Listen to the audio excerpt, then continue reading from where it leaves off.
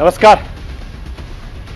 मेरा पूरा देश सुन रहा है। राष्ट्र की आवाज 140 करोड़ लोगों की एक ही आवाज, आपके साथ में हूं सरफराज। मैं सरफराज सैफी आपको बताना चाहता हूं, राहुल गांधी का अमेरिका दौरा पूरा हो गया है, लेकिन सियासत थमने का नाम नहीं ले रही है। अमेरिका की धरती पर दिया गया राहुल गांधी का एक एक बयान हिंदुस्तान की सियासत में उबाल ला रहा है। राहुल गांधी ने प्रधानमंत्री नरेंद्र मोदी की कार्यशैली को मुद्दा बनाया। राहुल गांधी ने बीजेपी आरएसएस को घेरा। राहुल गांधी ने हिंदुस्तान के लोकतंत्र पर सवाल उठाया। राहुल गांधी ने संवैधानिक संस्थाओं को लाचार बताया। और इसी साल राहुल गांधी का यह दूसरा अमेरिका दौरा है। इस बार एक सांसद की तरह नहीं, बल्कि एक आम भारतीय नागरिक के तौर पर राहुल गांधी अमेरिका पहुंचे। कैसे इस बार का दौरा पिछली बार से अलग रहा, एक आम हिंदुस्तानी की हैसियत से कैसे राहुल गांधी ने खास मुद्दों को हाईलाइट किया, आज आपको राष्ट्र की आवाज के जरिए बताऊंगा, समझाऊंगा। विदेश की धरती पर राहुल गांधी के बयान हर हिंदुस्तानी की उलझन बढ़ाते हैं। एक आम आदमी के लिए समझना मुश्किल हो जाता है, आखिर कौन सही है, कौन गलत है। एक तरफ प्रधानमंत्री नरेंद्र मोदी की ग्लोबल छवि दिखाई देती है, दुनिया की राजनीति में उभरते हिंदुस्तान की धमक सुनाई पड़ती है, तो दूसरी तरफ विदेश की धरती से राहुल का राष्ट्रराग हर किसी को हैरान करता है। खासकर ऐसे वक्त में जब प्रधानमंत्री नरेंद्र मोदी के अमेरिकी दौरे की जोरदार तैयारियां जोरों शोरों से चल रही हैं, जब अमेरिका पीएम मोदी के दौरे को लेकर काफी ज्यादा पॉजिटिव नजर आ रहे हैं, ऐसे वक्त में भारतीय लोकतंत्र से जुड़े राहुल गांधी के बयान बहुत ज्यादा परेशान करते हैं। आज अमेरिका के व्हाइट हाउस के प्रवक्ता ने इस मसले पर क्या कुछ कहा है, वो भी आपको राष्ट्र की आवाज के जरिए दिखाऊंगा, सुनवाऊंगा। मैं आपको यह बताना चाहता हूं कि किस तरीके से केंद्र में मोदी सरकार के 9 साल पूरे हो चुके हैं। इन 9 सालों में कांग्रेस नेता राहुल गांधी के करीब 22 बार विदेश दौरा कर चुके हैं। जब भी राहुल गांधी विदेश जाते हैं, देश में जोरदार तरीके से सियासत देखने को मिलती है। कभी राहुल गांधी के विदेश दौरे की टाइमिंग का मुद्दा बना, राज्यों के चुनाव के वक्त राहुल गांधी विदेश में नजर आए, नोटबंदी जैसे गंभीर मुद्दे पर जब देश की सियासत गरमाई, राहुल गांधी बाहर दिखाई दिए। विदेश की धरती पर राहुल गांधी के बयानों की हमेशा से घमासान देखने को मिलता रहा है, और पहले भी ऐसा हो चुका है, इस बार भी ऐसा हो रहा है।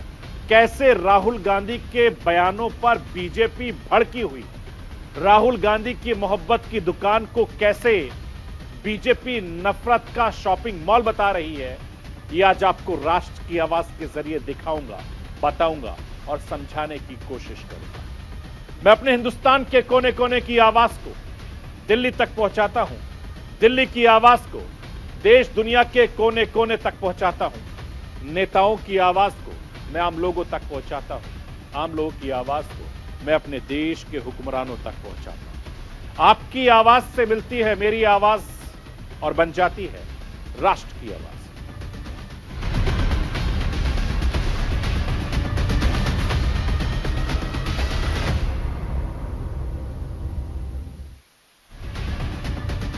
एक बार राहुल गांधी अमेरिका पहुंचे, एक बार फिर से हिंदुस्तान की सियासत में उबाल देखने को मिला।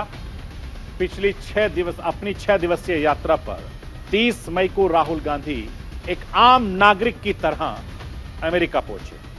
86 दिनों के बाद राहुल गांधी एक बार फिर से अमेरिका पहुंचे। एक बार राहुल गांधी एक अलग पहचान के साथ अमेरिका गए हैं। एक सांसद के तौर पर नहीं, बल्कि एक भारतीय नागरिक के तौर पर नई पहचान के साथ राहुल गांधी का अनुभव काफी ज्यादा अलग रहा है।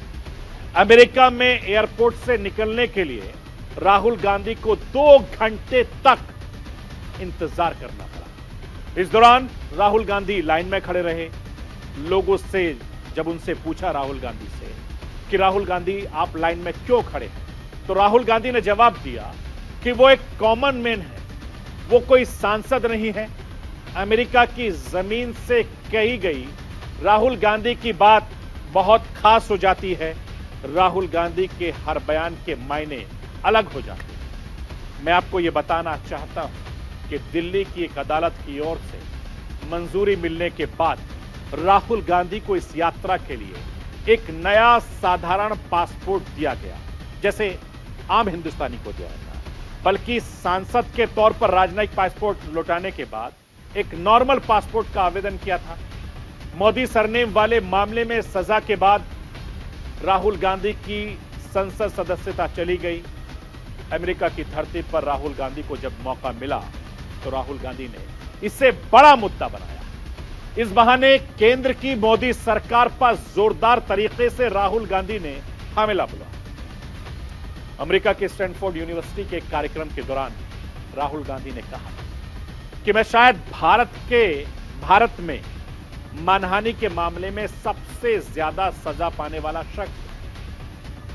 मैंने कभी नहीं सोचा था कभी ऐसा कुछ होगा। अभी मैंने अपना परिचय सुना, इसमें मुझे पूर्व सांसद कहा गया। जब मैंने 2004 में राजनीति में शुरुआत की तो कभी नहीं सोचा था कि देश में कभी ऐसा दिखेगा जो अभी हो रहा है। मुझे ऐसा लगता है अब मेरे पास बड़ा अवसर है, शायद उस अवसर से जुड़ा जो मुझे संसद में बैठकर मिलता है। भारत में विपक्ष संघर्ष कर रहा है, संस्थाओं पर बीजेपी का कब्जा है, हम इसे लोकतांत्रिक तरीके से लड़ रहे हैं। ये राहुल गांधी का बयान है। 6 दिन राहुल गांधी अमेरिका में रहे। 6 दिन राहुल गांधी के बयानों पर हिंदुस्तान की राजनीति में उबाल देखने को मिला। राहुल गांधी ने बहुत कुछ ऐसा कहा जिसे राष्ट्र विरोधी बताया गया, हिंदुस्तान की ग्लोबल पहचान के खिलाफ बताया गया, और पिछले कुछ सालों में दुनिया की राजनीति में हिंदुस्तान की धमक बढ़ी है। इसे हर कोई सुन रहा है, अलग अलग वैश्विक मंचों पर देख भी रहा है। दुनिया के बड़े मसले पर जिस तरीके से हिंदुस्तान की पहचान बढ़ी है, यह बात आज की तारीख में बिल्कुल नई नहीं। चाहे वैक्सीनेशन मैनेजमेंट का मुद्दा हो या फिर रूस यूक्रेन जैसे युद्ध से जुड़ा मसला हो, प्रधानमंत्री नरेंद्र मोदी के नेतृत्व में हिंदुस्तान ने नई इबारत लिखी है, नई लाइन खींची है, नई पहचान गढ़ी है। और यह बात बिल्कुल भी छिपी नहीं है कि ऐसे दौर में राहुल गांधी का मोदी विरोधी बयान प्रधानमंत्री नरेंद्र मोदी को कमतर दिखाने की कोशिश है, सही नहीं माना जा रहा है। खासकर जब अगले महीने प्रधानमंत्री नरेंद्र मोदी अमेरिका जाने वाले हैं। प्रधानमंत्री नरेंद्र मोदी का अमेरिका दौरा बेहद खास माना जा रहा है। अगले महीने 3 दिन तक प्रधानमंत्री नरेंद्र मोदी अमेरिका के राजकीय मेहमान होंगे। मैं आपको यह बताना चाहता हूं कि प्रधानमंत्री नरेंद्र मोदी 21 जून से लेकर 24 जून तक अमेरिका की यात्रा पर रहेंगे। इस दौरान नरेंद्र मोदी कांग्रेस के संयुक्त सत्र को भी संबोधित करेंगे। अमेरिकी राष्ट्रपति जो बाइडेन, प्रथम महिला जिल बाइडेन आधिकारिक राजकीय यात्रा के लिए पीएम मोदी की मेजबानी करेंगे। 22 जून को प्रधानमंत्री नरेंद्र मोदी एक राजकीय रात्रि भोज में शामिल भी होंगे। ऐसे वक्त में जब अमेरिका की बाइडेन सरकार हिंदुस्तान के प्रधानमंत्री नरेंद्र मोदी की अमेरिका यात्रा की तैयारी में जुटी है, अमेरिका हिंदुस्तान के रिश्ते और बेहतर बनाने में जुटे हैं, ऐसे वक्त में राहुल गांधी की बयानबाजी एक तरीके से विरोधाभास पैदा करती है। राहुल गांधी हिंदुस्तान के छोटे मोटे नेता नहीं, राहुल गांधी हिंदुस्तान में विपक्ष की सबसे बुलंद आवाज है। और यही वजह है कि व्हाइट हाउस के प्रेस कॉन्फ्रेंस में हिंदुस्तान के लोकतंत्र से जुड़े सवाल किए गए, जिन्हें व्हाइट हाउस के प्रवक्ता जॉन किर्बी ने खारिज कर दिया। हिंदुस्तान के लोकतंत्र को एक जीवित लोकतंत्र बताया। राष्ट्र की आवाज के जरिए आपको अमेरिका व्हाइट हाउस के प्रवक्ता जॉन किर्बी का वो बयान सुनवाना चाहता हूं। आप सुनिए। India is a vibrant democracy. Anybody that happens to go to New Delhi can see that for themselves. And certainly I would expect that the strength and health of democratic institutions will be part of the discussion. And look, we never shy away. And you can do that with friends. You're supposed to do that with friends. You're never shy away from expressing concerns that we might have with anyone around the world. But this visit is really about advancing what is now and what we hope will be a deeper, stronger partnership and friendship going forward. अमेरिकी white house के press conference में एक पत्रकार ने जब पूछा प्रधानमंत्री नरेंद्र मोदी के नेतृत्व में भारतीय लोकतंत्र पर सवाल उठाए जा रहे हैं, ऐसे वक्त में अमेरिका में प्रधानमंत्री नरेंद्र मोदी को स्टेट डिनर के लिए आमंत्रित क्यों किया गया है, इसके जवाब में जॉन किर्बी ने समझने की कोशिश की। भारत कई स्तरों पर अमेरिका का मजबूत सहयोगी है।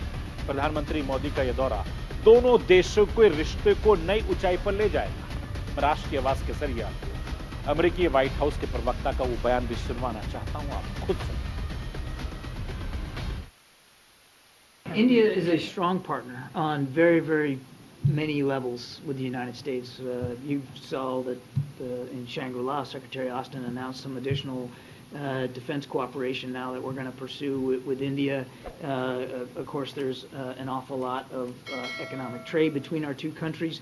India is a member of the Pacific Quad and a key friend and partner with respect to Indo-Pacific security. I could go on and on and on. There's innumerable reasons why India certainly matters, not just bilaterally between the two of our nations, but multilaterally on very many levels. And the President's looking forward very much to having Prime Minister Modi here to talk about all those issues and to advance and deepen that partnership. मैं आपको ये बताना चाहता हूं, America में national press club में एक कार्यक्रम के दौरान राहुल गांधी ने भारतीय लोकतंत्र पर चिंता जाहिर की। राहुल गांधी ने कहा था कि भारत के लोकतंत्र से पूरी दुनिया का लोकहित जुड़ा है। अगर भारतीय लोकतंत्र में बिखराव होता है तो इसका असर पूरी दुनिया पर पड़ेगा। उन्होंने अमेरिका में बसे भारतीयों से अनुरोध भी किया है वो भारत वापस आए, लोकतंत्र के साथ भारतीय संविधान की रक्षा में खड़े हों। और गौर करने वाली बात यह है कि भारतीय लोकतंत्र पूरी दुनिया की भलाई के लिए है। भारत इतना बड़ा है कि अगर भारत के लोकतंत्र में बिखराव पैदा होता है तो इसका असर पूरी दुनिया पर पड़ेगा। इसलिए यह आपको सोचना है कि भारतीय लोकतंत्र को आपको कितना महत्व देना है। लेकिन हमारे लिए यह एक आंतरिक मामला है। हम इस लड़ाई को लड़ने के लिए प्रतिबद्ध हैं और हम जीतेंगे। राहुल गांधी ने भारतीय लोकतंत्र के बारे में बयान भी दिया है। राहुल गांधी ने प्रधानमंत्री नरेंद्र मोदी की कार्यशैली पर सवाल खड़े किए। राहुल गांधी ने अपने इस बार के दौरे के दौरान कई सारे ऐसे बयान दिए जो इन 6 दिनों में हिंदुस्तान से लेकर दुनिया भर में सुर्खियां बने रहे। राहुल गांधी ने पीएम मोदी पर तंज कसते हुए कहा था उन्हें लगता है कि उन्हें सबके बारे में सब कुछ पता है। मोदी जी भगवान को भी ब्रह्मांड के बारे में समझा सकते हैं। राहुल गांधी ने यह भी कहा कि देश में संस्थाओं पर कब्जा किया जाए, प्रेस पर कब्जा किया गया। मुस्लिम लीग पर राहुल गांधी के बयान पर जमकर घमासान हुआ। राहुल गांधी ने यह भी कहा कि मुस्लिम लीग पूरी तरीके से धर्मनिरपेक्ष पार्टी है, उनके बारे में गैर धर्मनिरपेक्षता कुछ नहीं है। राहुल गांधी ने यह भी कहा कि उनके फोन की टेपिंग की गई, विपक्ष को खत्म किया गया। बीजेपी बेरोजगारी, महंगाई जैसे गंभीर मुद्दे पर बात नहीं कर रही है, इसलिए वो संगोल जैसे तमाशे करती है। सोमवार को न्यूयॉर्क के जेविटे सेंटर में भारतीय समुदाय को संबोधित करते हुए राहुल गांधी ने कहा कि भारत में अलग अलग विचारधाराओं की लड़ाई हो रही है। एक बीजेपी और एक तरफ कांग्रेस। एक तरफ नाथुराम गोडसे की विचारधारा है तो दूसरी तरफ महात्मा गांधी की विचारधारा है। कार चलाते वक्त आप हमेशा पीछे नहीं देख सकते, एक्सीडेंट हो जाता है। पीएम मोदी, बीजेपी, आरएसएस के साथ यही मुश्किल है। वो हमेशा भूतकाल की बातें करते हैं, उनके अंदर भविष्य देखने की क्षमता नहीं है। ये सारी बातें राहुल गांधी ने वहां पर कही। अमेरिका की धरती पर राहुल गांधी के बयानों पर भारतीय जनता पार्टी लगातार भड़की हुई। बीजेपी राहुल गांधी की मोहब्बत की दुकान को नफरत का मेगा शॉपिंग मॉल बता रही है। मैं राष्ट्र की आवाज के जरिए आपको भारतीय जनता पार्टी के नेताओं की आवाज सुनवाना चाहता हूं, जो लगातार हमलावर हैं राहुल गांधी पर। आप बीजेपी के राष्ट्रीय अध्यक्ष जेपी नड्डा को सुनिए, किस तरीके से राहुल गांधी पर वो बरस हुए। दुनिया में आर्थिक संकट आया, सारी दुनिया में पेंडेमिक आया, सारी दुनिया में यूक्रेन वॉर का असर रहा, सारी दुनिया में सप्लाई चेन का विषय रहा। लेकिन आपके सामने मैं कुछ आंकड़े रखना चाहता हूं। हमारा ग्रोथ रेट जो आईएमएफ के वर्ल्ड इकोनॉमिक आउटलुक के द्वारा है, उसमें ग्रोथ फोरकास्ट जो है वो यूएसए का 1.4% है, जर्मनी का 0.1% है, यूके का -0.6% है, चाइना का 5.2% है, ब्राजील का 1.2% है और इंडिया 6.1% पर खड़ा है। और अभी जो मॉर्गन स्टैनली का आया है वो ग्रोथ रेट 7.2% बताता है। ये भी हमको ध्यान रखना है। अब मैं कांग्रेस के हमारे अनपढ़ भाइयों को क्या बताऊं? कुछ पढ़ लिख लिया करो, जरा अगल बगल झांक के देख लिया करो। जिस धरती पर आप गए हो आज, उस धरती का ग्रोथ रेट 1.4% है, जहां से आप भाषण दे रहे हो और भारत के बारे में तमाम बातें कहते हो। वहां का ग्रोथ रेट 1.4% पर खड़ा है और भारत आज 6.1 पर तो डिक्लेयर्ड है, प्रोजेक्टेड 7.2 पर खड़ा है। यह भी हमको ध्यान रखना चाहिए। जब जब भारत के नेतृत्व की थाती बनती है, एक उसका लोहा लोग मानते हैं, तब तब हमारे कांग्रेस के युवराज राहुल गांधी बढ़ते गौरव से पता नहीं उनको क्या समस्या हो जाती है। यह गौरव उनको पछता नहीं है, यह गौरव उनको अच्छा नहीं लगता है। दुनिया की वैक्सीन की तारीफ कर रहे हो और दुनिया भारत की वैक्सीन लेने के लिए तैयार बैठी है। 100 देशों ने भारत की वैक्सीन ली और तुम भारत की वैक्सीन पर प्रश्न खड़े करते हो और दुनिया की वैक्सीन की प्रशंसा करते हो। अगर मैं बात करूं तो आप सर्जिकल स्ट्राइक पर प्रश्न खड़ा करते हैं। आप हिंदू मुस्लिम को डिवाइड करने की बात करते हैं और एक तरीके से विभाजन के समाज में डिवीजन हो, इस बात को आप प्रयास करते हैं। और ऊपर से आप कहते हैं कि हम मोहब्बत की दुकान चला रहे हैं। अरे आप नफरत का मेगा शॉपिंग मॉल खोल करके बैठे।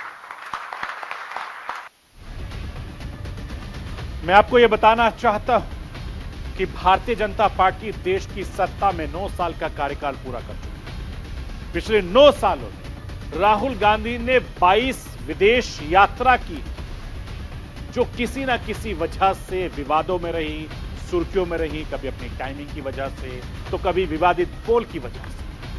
राहुल गांधी का हर विदेशी दौरा विवादित रहा, विवादों में रहा। यह कहना गलत नहीं होगा। राहुल गांधी साल 2015 में 60 दिनों तक विदेश यात्रा पर। राहुल गांधी ने फरवरी से अप्रैल के बीच America, Britain, Cambodia, Vietnam, Myanmar, Thailand का दौरा किया। साल 2015 में जब देश की राजनीति में भूमि अधिग्रहण अध्यादेश पर गरमाई हुई सियासत, तो राहुल गांधी तब भी वहां। साल 2016 में राहुल गांधी ब्रिटेन और तुर्की के विदेशी यात्रा पर गए, जबकि उसी साल अप्रैल 5 राज्यों में चुनाव, पश्चिम बंगाल, तमिलनाडु, केरल, असम, पुडुचेरी विधानसभा चुनाव होने थे। राहुल गांधी कोई भी चुनावी रैली नहीं की थी।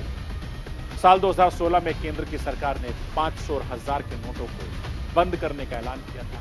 विपक्षी पार्टियों के साथ सरकार को घेरने के लिए सबसे अच्छा मौका था। लेकिन उस वक्त भी राहुल गांधी ब्रिटेन में थे, ब्रिटेन की यात्रा पर गए थे। राहुल गांधी 2015 में हर साल विदेश यात्रा पर थे। साल 2018 की जनवरी में राहुल गांधी ने जर्मनी, बहरीन, सिंगापुर, मलेशिया की विदेशी यात्रा की। इस दौरान भारत में बीफ बैन पर विवाद चल रहा था। उस वक्त भी बहरीन में रह रहे भारतीयों को लगातार संबोधित कर राहुल गांधी ने कहा कि मैं ये बताने के लिए आया हूं कि भारत इस समय मुश्किल दौर से गुजर रहा है। राहुल गांधी ने साल 2020 से 2022 के बीच सिर्फ 2 साल में 5 विदेशी यात्रा। 2022 के शुरुआती महीने में पंजाब, गोवा, उत्तराखंड, मणिपुर, उत्तर प्रदेश में विधानसभा चुनाव होने थे। लेकिन राहुल गांधी को दरकिनार करते हुए विदेश यात्रा पर फिर से पहुंचे। राहुल गांधी का पिछला विदेश दौरा काफी चर्चाओं में गया। वो मार्च में कैम्ब्रिज यूनिवर्सिटी गए थे। राहुल गांधी इस दौरान केंद्र सरकार को लेकर लोकतंत्र और अल्पसंख्यकों के मुद्दे को लेकर राहुल गांधी ने कैम्ब्रिज यूनिवर्सिटी में छात्रों से बात करने के दौरान कहा था कि संसद में हमारा माइक बंद कर दिया जाए, जिसकी खूब फजीहत हुई, चर्चा हुई। राहुल गांधी एक बार फिर से अमेरिका पहुंचे। एक बार फिर राहुल गांधी के बयानों पर हिंदुस्तान की सियासत गरमाई हुई। मैं राष्ट्र की आवाज के जरिए केंद्रीय मंत्री अनुराग ठाकुर को सुनवाना चाहता हूं, जो हर मंच से राहुल गांधी पर लगातार हमलावर होते हैं, उनके हर सवाल का पलटवार करते हैं, जवाब देते हैं। सुनिए। और राहुल जी कृपया करके राहुल जी, आप अपने आप को उस श्रेणी में लाके आपने खड़ा कर दिया है कि जब चीन की सेना ने अतिक्रमण करने का प्रयास किया तब आप चीन के अधिकारियों के साथ गुप्त बैठक कर रहे थे। आपने आज तक भारत को उसका जवाब नहीं दिया। चीन से आपके राजीव गांधी फाउंडेशन में कितने डॉलर लिए गए, आपने उसका आज तक जवाब नहीं दिया गया। क्यों लिए? अमेरिका में आपके प्रोग्राम को करवाने वाले कौन हैं? ये बार बार प्रश्न चिन्ह खड़ा होता, आपने उसका जवाब नहीं दिया। आपके मंच से राष्ट्रगान का अपमान होता है, आपने रोका नहीं। उसी सभा में भारत के खिलाफ नारे लगते हैं, भारत विरोधी ताकतें और मुखर होती हैं, राहुल गांधी बोले नहीं। तो क्या राहुल जी का विदेशों में जाना केवल भारत को अपमानित करना, भारत के बारे में प्रश्न चिन्ह खड़ा करना और भारत को नीचा दिखाना, क्या केवल यही कार्य रह गया उस पार्टी और उस परिवार का जिसको देश ने आजादी के बाद 60 साल से ज्यादा राज करने का अवसर दिया? इससे बड़ा मैं राष्ट्र की आवाज के जरिए यही कहना चाहता हूं कि राहुल गांधी विपक्ष की सबसे बुलंद आवाज है, विपक्ष का सबसे बड़ा चेहरा माना जाता है। उनसे भी हिंदुस्तान की पहचान जुड़ी है। हिंदुस्तान की धरती पर राहुल गांधी की अपनी पहचान बुलंद करें तो बेहतर होगा। घर की बात घर में रहे तो बेहतर होगा। बाहर जाकर अपने घर के बारे में भला बुरा कहना ठीक नहीं कहा जाता, ठीक नहीं समझा जाता। काफी लोगों को ये बुरा लगता है और जब जब भी ऐसा मौका मिलता है तो भारतीय जनता पार्टी राहुल गांधी पर लगातार हमलावर हो जाती है। देखना दिलचस्प यह है कि राहुल गांधी विदेशी धरती के बजाय हिंदुस्तान की धरती पर इस तरह की बातें करते हैं। ये आगे भी ये सिलसिला लगातार जारी रहेगा और भारतीय जनता पार्टी को इसी तरीके से मौका देते रहेंगे। तो ये थी राष्ट्र की आवाज। बाकी खबरों के लिए आप बने रहिए न्यूज इंडिया के साथ। कल रात 9 बजे फिर होंगे।